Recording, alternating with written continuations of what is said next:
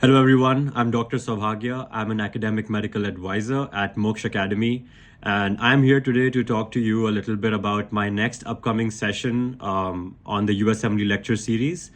I'll be covering a very high yield and highly scoring topic for the Usmle exams, that is Public Health Sciences Part 1. This session will be held on the 29th of July from 6 to 7 p.m. Indian Standard Time. In this session, we'll be covering a broad range of very important topics, such as types of observational studies in medicine and what their clinical significance is, along with therapeutic and clinical trials and how and why they're done. And most importantly, we'll be covering the topic of risk quantification, where you'll learn how to calculate different measures of risk, such as odds ratio, relative risk, attributable risk, and many more. You'll also learn how to calculate these and get them right each and every time on your Usmle exams. I'm very excited to take this lecture, and I hope to see you all there, since this is a very high yield topic.